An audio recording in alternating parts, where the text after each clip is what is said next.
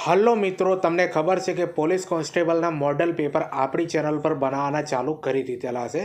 તો આજે મિત્રો આપણે police constable model paper number 29 જેના અંદર 60 MCQ આપણે ભણવાના છીએ મિત્રો.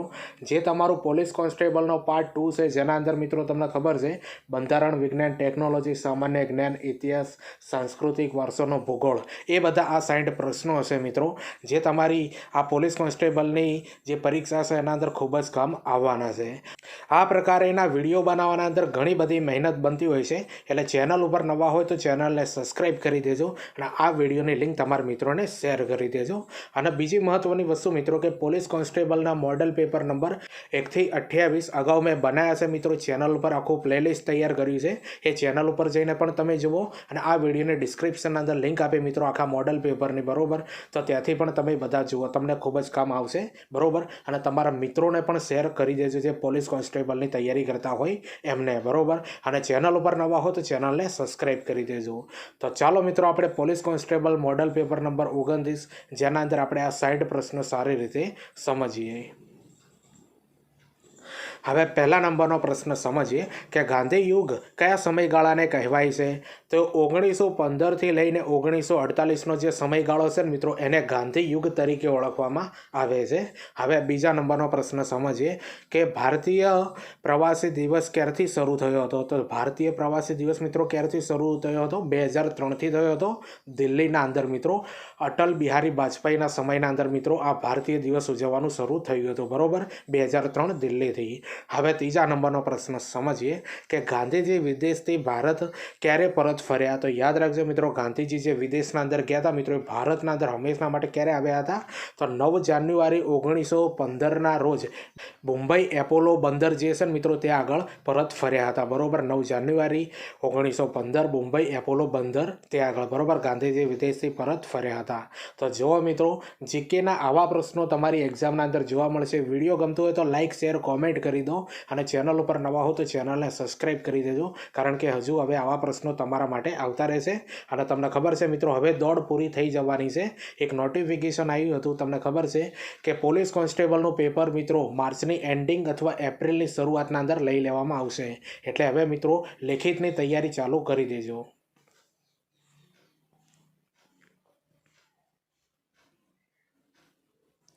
હવે ચોથા નંબરનો પ્રશ્ન આપણે સમજીએ કે ગાંધીજીના રાજકીય ગુરુ કોણ હતા? તો ગોપાલકૃષ્ણ ગોખલે જે છે ને મિત્રો, એ ગાંધીજીના રાજકીય ગુરુ કહેવાય છે.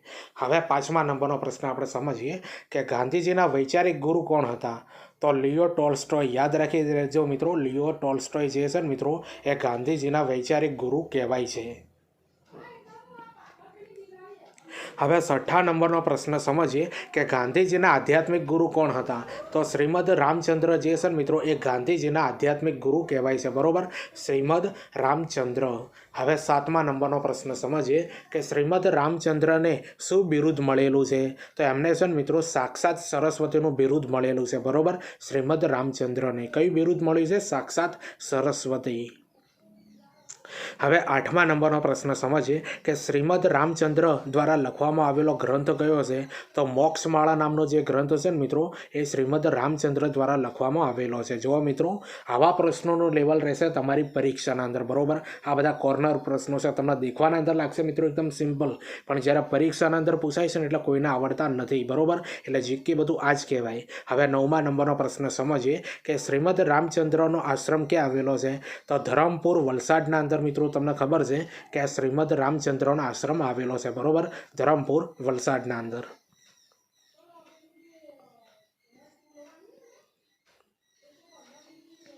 હવે 10મા નંબરનો પ્રશ્ન સમજીએ કે કોચરબ આશ્રમનું બીજું નામ જણાવો? તો સત્યાગ્રહ આશ્રમ તરીકે પણ ઓળખવામાં આવે છે મિત્રો આ કોચરબ આશ્રમને. હવે 11મા નંબરનો પ્રશ્ન સમજીએ કે કોચરબ આશ્રમની ગાંધીજીએ કોના કહેવાથી સ્થાપના કરી હતી? તો યાદ રાખજો મિત્રો, આ કોચરબ આશ્રમ છે ને, એની સ્થાપના મિત્રો ગાંધીજીએ કરી, પણ કોના કહેવાથી કરી હતી? ઠક્કર બાપાના કહેવાથી કરી હતી, બરોબર. જુઓ મિત્રો, આવા પ્રશ્નો રહેશે. હવે 12મા નંબરનો પ્રશ્ન સમજીએ કે ભીલ સેવા મંડળીની સ્થાપના કોણે કરી હતી? તો ભીલ સેવા મંડળીની સ્થાપના મિત્રો ઠક્કર બાપાએ કરી હતી 1923ના અંદર અને દાહોદના અંદર કરેલી હતી. હવે 13મા નંબરનો પ્રશ્ન સમજીએ કે સૌ પ્રથમ આદિવાસી શબ્દ આપનાર વ્યક્તિ કોણ હતા? તો ઠક્કર બાપા જે છે ને મિત્રો એમણે સૌપ્રથમ આ આદિવાસી શબ્દ આપ્યો હતો, બરોબર, ઠક્કર બાપાએ. હવે 14મા નંબરનો પ્રશ્ન સમજીએ કે ઠક્કર બાપાને બાપાનું બિરુદ કોણે આપ્યું હતું? તો પંચમહાલના ભીલ આદિવાસીઓ દ્વારા મિત્રો તમને ખબર છે કે ઠક્કર બાપાને બાપાનું બિરુદ આપવામાં આવ્યું હતું. હવે 15મા નંબરનો પ્રશ્ન સમજીએ કે કોચરબ આશ્રમ કયા સ્થાપવામાં આવ્યો હતો? તો જે આ કોચરબ આશ્રમ છે મિત્રો એ કઈ જગ્યા પર સ્થાપવામાં આવ્યો હતો? તો જીવણલાલ બેરિસ્ટરના બંગલાના અંદર મિત્રો આ કોચરબ આશ્રમની સ્થાપના કરવામાં આવી હતી. વ્યક્તિનું નામ છે જીવણલાલ બેરિસ્ટરના બંગલામાં, અને ઘણી બધી પરીક્ષાના અંદર આ પ્રશ્ન મિત્રો જીકે થ્રો પૂછાઈ ગયો.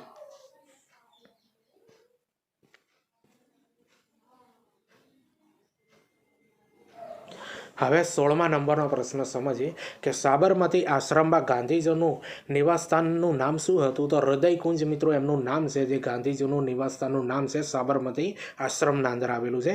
હવે 17મા નંબરનો પ્રશ્ન સમજીએ કે હૃદયકુંજ નામ આપનાર વ્યક્તિ કોણ હતા? તો જે આ ગાંધીજીનું નિવાસસ્થાન છે મિત્રો એનું એક નામ છે હૃદયકુંજ, બરોબર. આ નામ આપનાર વ્યક્તિ કોણ હતા? તો કાકા સાહેબ કાલેલકર હતા મિત્રો. કોણ હતા? કાકા સાહેબ કાલેલકર.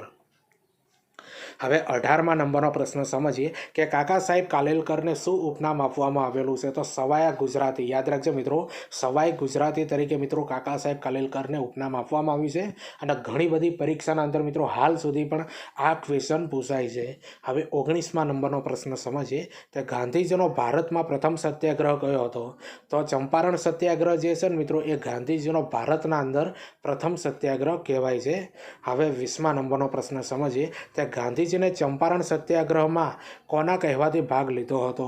તો જે ચંપારણ સત્યાગ્રહ જે ગાંધીજીનો પ્રથમ સત્યાગ્રહ હતો આપણા ભારતના અંદર, એ ચંપારણ સત્યાગ્રહના અંદર જોડાવા માટે એમણે કોણે કીધું હતું? તો રાજકુમાર શુક્લએ મિત્રો કીધું હતું એમને કે તમે આ ચંપારણ સત્યાગ્રહના અંદર જોડાજો મિત્રો. આવું કોણે કીધું હતું? રાજકુમાર શુક્લએ કીધેલું છે.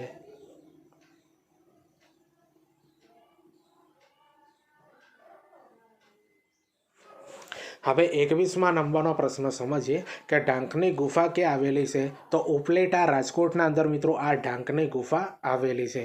હવે 22મા નંબરનો પ્રશ્ન સમજીએ કે તળાજાની ગુફા ક્યાં આવેલી છે? તો તળાજાની ગુફા છે ને મિત્રો એ ભાવનગરના અંદર આવેલી. ક્યાં આગળ આવેલી છે? ભાવનગરના અંદર. હવે 23મા નંબરનો પ્રશ્ન સમજીએ કે સાણા વાક્યની ગુફા ક્યાં આવેલી છે? તો સાણા વાક્યની ગુફાઓ છે ને મિત્રો એ ગીર સોમનાથના અંદર આવેલી છે. ક્યાં આગળ આવેલી છે? ગીર સોમનાથમાં. હવે 24મા નંબરનો પ્રશ્ન સમજીએ કે દેવની મોરી ક્યાં આવેલી છે? તો અરવલ્લીના અંદર મિત્રો તમને ખબર છે કે આ દેવની મોરી આવેલી છે.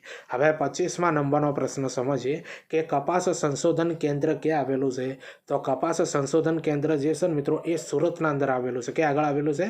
સુરતના અંદર. હવે 26મા નંબરનો પ્રશ્ન સમજીએ કે ડુંગળી સંશોધન કેન્દ્ર ક્યાં આવેલું છે? તો ડુંગળી સંશોધન કેન્દ્ર છે ને મિત્રો એ ગોધરાના અંદર આવેલું. ક્યાં આગળ આવેલું છે? ગોધરાના અંદર. તો જો મિત્રો આ પોલીસ કોન્સ્ટેબલનું જે જીકે છે ને એ મહત્વની ગુફાઓ ક્યાં આગળ આવેલી છે, બરોબર, સંશોધન કેન્દ્રો ક્યાં આગળ આવેલા છે મહત્વના, એના અંદરથી આ બધા પ્રશ્નો પૂછાતા હોય છે મિત્રો. આના અંદરથી એકાદ બબે માર્ક્સ ભેગા થઈને આખું જીકે બનતું હોય છે મિત્રો. જુઓ, અને આવા પ્રશ્નો મિત્રો તૈયારી કરજો કે જેથી કરીને પોલીસ કોન્સ્ટેબલના અંદર તમે સારી રીતે લાગી જાઓ, બરોબર. એના માટે મિત્રો જે આ પાર્ટ 2 જે 120 ગુણનો છે ને એ આપણી જે આ મોડલ પેપર સિરીઝ છે ને એ ઇનફ છે મિત્રો. મહત્વની મિત્રો બાબત એના અંદર લઈ લેવામાં આવી છે, બરોબર. એની લિંક આ વિડીયોની ડિસ્ક્રિપ્શન અંદર આપી દે, બરોબર. ત્યાંથી એ બધા મોડલ પેપર તમે જોજો, તમારા મિત્રોને શેર કરી દેજો. અને હા, ચેનલ ઉપર નવા હો તો ચેનલને સબસ્ક્રાઈબ કરી દેજો.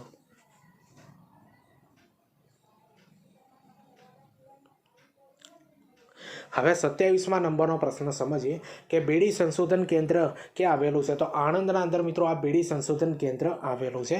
હવે 28મા નંબરનો પ્રશ્ન સમજીએ કે ચોખા સંશોધન કેન્દ્ર ક્યાં આવેલું છે? તો નવા ગામના અંદર મિત્રો આ ચોખા સંશોધન કેન્દ્ર આવેલું છે. હવે 29મા નંબરનો પ્રશ્ન સમજીએ કે ખારેક સંશોધન કેન્દ્ર ક્યાં આવેલું છે? તો મુન્દ્રાના અંદર મિત્રો આ ખારેક સંશોધન કેન્દ્ર આવેલું છે. ક્યાં આગળ? મુન્દ્રાના અંદર. ઘણી બધી પરીક્ષાના અંદર આ પ્રશ્ન આવી ગયો મિત્રો. હવે 30મા નંબરનો પ્રશ્ન સમજીએ કે નિરમા યુનિવર્સિટી ક્યાં આવેલી છે? તો નિરમા યુનિવર્સિટી મિત્રો આપ સૌ જાણો છો અમદાવાદના અંદર આવેલી છે. હવે 31મા નંબરનો પ્રશ્ન સમજીએ કે પંડિત દીનદયાળ યુનિવર્સિટી ક્યાં આવેલી છે? તો પંડિત દીનદયાળ યુનિવર્સિટી જે છે મિત્રો એ ગાંધીનગરના અંદર આવેલી છે. હવે 32મા નંબરનો પ્રશ્ન સમજીએ કે મહારાજા કૃષ્ણકુમારસિંહજી યુનિવર્સિટી ક્યાં આવેલી છે? તો ભાવનગરના અંદર આવેલી છે મિત્રો મહારાજા કૃષ્ણકુમારસિંહજી યુનિવર્સિટી.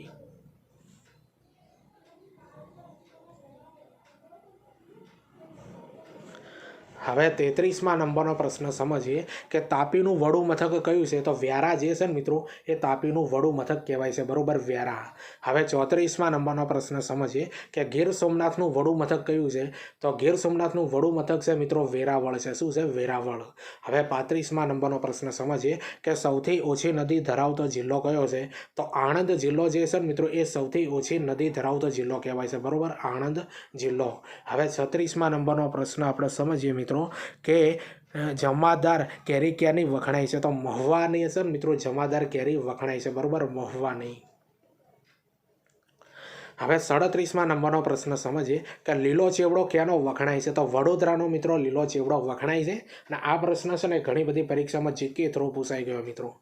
હવે 38મા નંબરનો પ્રશ્ન સમજીએ કે રમકડા ક્યાંના વખણાય છે? તો રમકડા જે છે ને મિત્રો એ ઈડરના વખણાય છે. તો જોઈ લો મિત્રો, મહત્વના શહેરના વડું મથક જે છે ને મિત્રો એ પણ પરીક્ષાના અંદર પૂછાતા હોય છે જીકેના અંદર. અને જે મહત્વની વસ્તુ મિત્રો કયા શહેરના અંદર વખણાય છે એના અંદરથી પણ પ્રશ્નો આવતા હોય છે. અને આપણા ગુજરાતના અંદર આવેલી મહત્વની જે યુનિવર્સિટી છે ને મિત્રો કઈ જગ્યા પર આવેલી છે એનું મહત્વ મિત્રો એના અંદરથી વન લાઇનર મિત્રો જીકેના પ્રશ્નો નીકળી શકે છે, બરોબર. એટલે આ વિડીયો ગમતું હોય તો લાઇક, શેર, કોમેન્ટ કરી દેજો. ચેનલ પર નવા હોય તો ચેનલ સબસ્ક્રાઈબ કરી દેવાની રહેશે મિત્રો, બરોબર.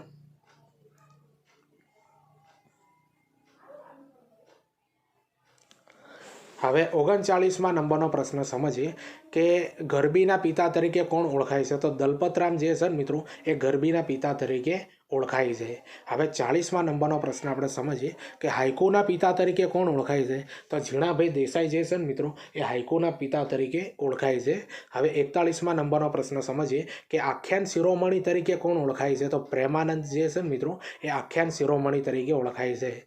હવે 42મા નંબરનો પ્રશ્ન સમજીએ કે સુરતાની વાડીનો મીઠો મોરલો કોનું ઉપનામ છે? કલાપીનું મિત્રો ઉપનામ છે સુરતાની વાડીનો મીઠો મોરલો. ઘણી બધી પરીક્ષાનો અંદર મિત્રો હાલ સુધી આ પ્રશ્ન પૂછાય છે, બરોબર, જીકેના અંદર. હવે 43મા નંબરનો પ્રશ્ન સમજીએ કે છોટે સરદાર તરીકે કોણ ઓળખાય છે? તો ચંદુલાલ દેસાઈ જે છે ને મિત્રો એને છોટે સરદાર તરીકે ઓળખવામાં આવે છે. અને આ પણ પ્રશ્ન ઘણી બધી પરીક્ષાના અંદર પૂછાઈ ગયો. હવે 44મા નંબરનો પ્રશ્ન સમજીએ કે પહાડનું બાળક તરીકે કોણ ઓળખાય છે? તો ઝવેરચંદ મેઘાણી જે છે ને મિત્રો એ પહાડનું બાળક તરીકે ઓળખાય છે. તો જુઓ મિત્રો, આ પ્રશ્નોનું લેવલ તમને કેવું લાગ્યું એ કોમેન્ટ કરીને જરૂરથી બતાવજો. ચેનલ પર નવા હો તો ચેનલને સબસ્ક્રાઈબ કરી દેજો. અને આ વિડીયોની લિંક તમારા મિત્રોને શેર કરી દેજો મિત્રો, બરોબર. અને ચેનલ પર મિત્રો તમને ખબર છે નવા હોય તો 100% સબસ્ક્રાઈબ કરી દેજો, કારણ કે આવા બધા મોડલ પેપર હવે પોલીસ કોન્સ્ટેબલ માટે આવતા રહેશે, બરોબર. એટલા માટે ચેનલને સબસ્ક્રાઈબ કરી દો.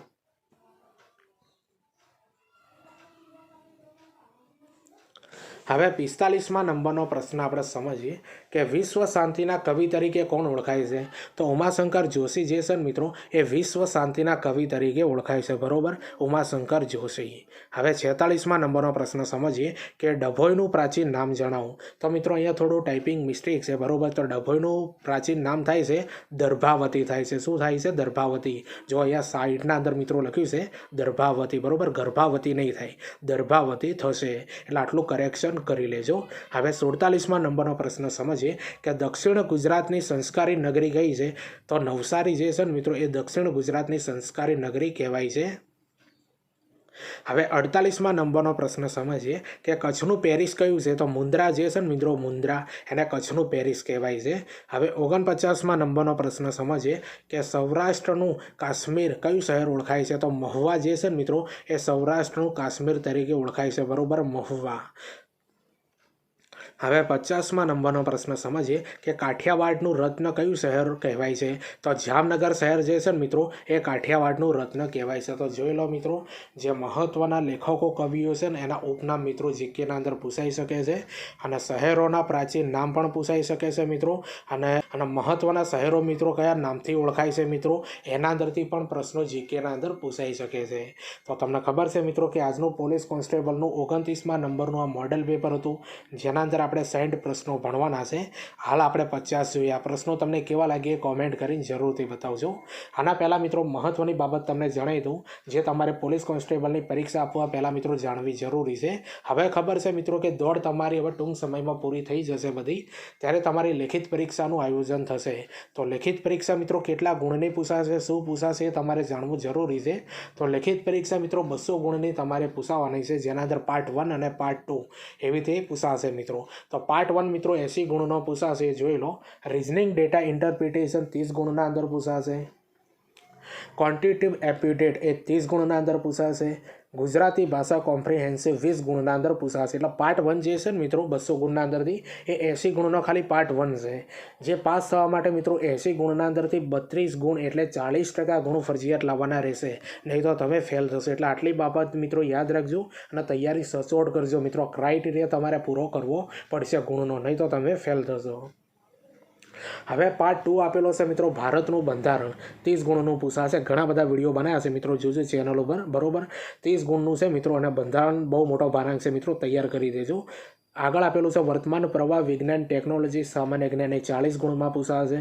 પછી ઇતિહાસ, સાંસ્કૃતિક વારસો, ભારત ગુજરાતની ભૂગોળ એ 50 ગુણના અંદર। એટલે પાર્ટ 2 જે કુલ છે મિત્રો 120 ગુણના અંદર પૂછાશે। તો 120 ગુણના અંદરથી મિત્રો પાસ થવા માટે 48 ગુણ એટલે 40% ગુણ ફરજિયાત લાવવાના રહેશે, નહીં તો તમે ફેલ થશો। તો જો મિત્રો આ ક્રાઇટેરિયા આપ્યો છે એ પ્રમાણેની મહેનત કરજો અને પેપર એ રીતનું લખજો મિત્રો કે જેથી કરીને તમે પાસ થઈ જાઓ મિત્રો। તો આ બાબત તમારે યાદ રાખવાની રહેશે મિત્રો પોલીસ કોન્સ્ટેબલના પેપર આપવા જતાં પહેલાં। તો મિત્રો હવે બીજી બાબત છે મિત્રો કે ટીચિંગ અજય કરીને ટેલિગ્રામના અંદર ચેનલ બનાવી છે। આ વિડીયોને ડિસ્ક્રિપ્શનના અંદર લિંક આપી દે મિત્રો, ત્યાં જઈને તમે મને જોઈન કરી દો, કારણ કે એના અંદર વિડીયોની આવનારી ભરતીઓની પોસ્ટ અપલોડ કરતો હોઉં છું। અને પોલીસ કોન્સ્ટેબલ માટે મિત્રો જે વિડીયો બનાવે છે એના જે પ્લેલિસ્ટ બનાવી છે મિત્રો, એની આખી લિંક મિત્રો ટેલિગ્રામ ચેનલના અંદર મૂકી દઉં છું કે જેથી કરીને તમારે યુટ્યુબ ઉપર સર્ચ ન કરવું પડે। એટલા માટે ટેલિગ્રામ ચેનલને જોઈન કરી દો। અને હા મિત્રો, ચેનલ પર નવા હો તો ચેનલને સબસ્ક્રાઈબ કરી દેજો।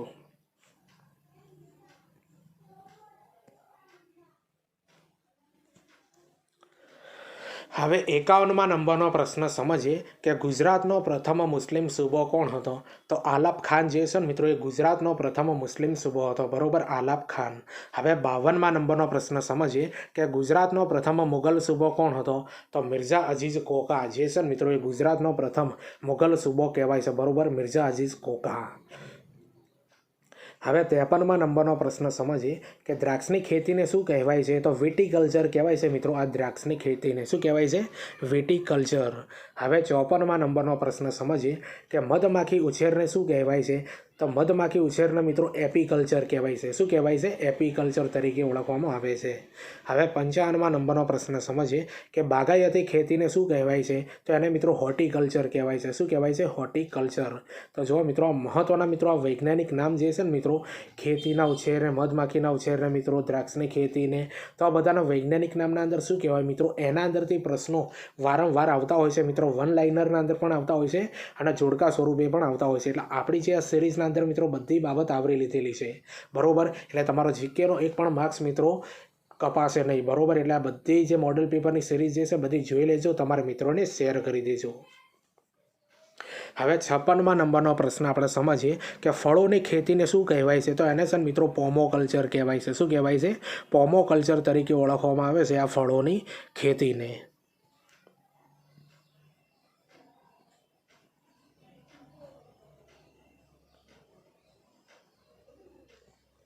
હવે 57મા નંબરનો પ્રશ્ન આપણે સમજીએ કે ડાકોર શહેર કઈ નદી કિનારે આવેલું છે? તો ડાકોર શહેર જે છે ને મિત્રો એ ગોમતી નદીના કિનારે આવેલું છે। હવે 58મા નંબરનો પ્રશ્ન સમજીએ કે ગઢડા કઈ નદીના કિનારે આવેલું છે? તો ગઢડા જે છે ને મિત્રો એ ઘેલો નદીના કિનારે આવેલું છે। કઈ નદીના કિનારે આવેલું છે? ઘેલો નદીના કિનારે। તો જો મિત્રો આ જીકેના અંદર જે મહત્ત્વના જે શહેરો છે ને એ કઈ નદીના કિનારે આવેલા હોય છે, એના અંદરથી પ્રશ્નો અવારનવાર એક્ઝામના અંદર પૂછાતા હોય છે, તમે પણ પરીક્ષાઓ આપી આપીએ છીએ એટલે તમને પણ થોડો ઘણો આઈડિયા હશે, બરાબર. એટલે આ બધું પાકું કરી લેવાનું. હવે 59મા નંબરનો પ્રશ્ન સમજીએ કે નડિયાદ કઈ નદી કિનારે આવેલું છે. તો નડિયાદ જે છે ને મિત્રો એ સેઢી નદીના કિનારે આવેલું છે. કઈ નદીના કિનારે આવેલું છે? સેઢી નદીના કિનારે. તો તમને ખબર છે મિત્રો કે પોલીસ કોન્સ્ટેબલનો મિત્રો મોડલ પેપર નંબર 29 છે, જેના અંદર આપણે 60 પ્રશ્નો ભણવાના હતા. તો 60મા નંબરનો પ્રશ્ન આપણે સૌપ્રથમ સમજીએ કે ખંભાળિયા કઈ નદીના કિનારે આવેલું છે. તો ખંભાળિયા જે છે ને મિત્રો એ ઘી નદીના કિનારે આવેલું છે. કઈ નદી? ઘી નદીના કિનારે. તો મિત્રો આ મોડલ પેપરના 60 પ્રશ્નો તમને કેવા લાગ્યા એ કોમેન્ટ કરીને જરૂરથી બતાવજો. ચેનલ પર નવા હો તો ચેનલને સબસ્ક્રાઈબ કરી દેજો મિત્રો, અને આ વિડીયોની લિંક તમારા મિત્રોને શેર કરી દેજો. ટીચિંગ અજય કરીને ટેલિગ્રામના અંદર ચેનલ બનાવી છે મિત્રો. આ વિડીયોને ડિસ્ક્રિપ્શનના અંદર લિંક આપી દે, ત્યાં જઈને તમે મને જોઈન કરી દો, કારણ કે એના અંદર વિડીયોની આવનારી ભરતીઓની પોસ્ટ અપલોડ કરતો હોઉં છું. અને તમને ખબર છે કે મહત્ત્વના જે પ્લેલિસ્ટ હોય છે એના પોલીસ કોન્સ્ટેબલના જે વિડીયો મિત્રો જે તમારે શોધવા ના પડે એટલા માટે ટેલિગ્રામ ચેનલના અંદર એની લિંક મૂકતો હોઉં છું. એટલા માટે ટેલિગ્રામ ચેનલને જોઈન કરી દો. તો ચાલો આપણે મળીએ મિત્રો બીજા વિડીયોના અંદર.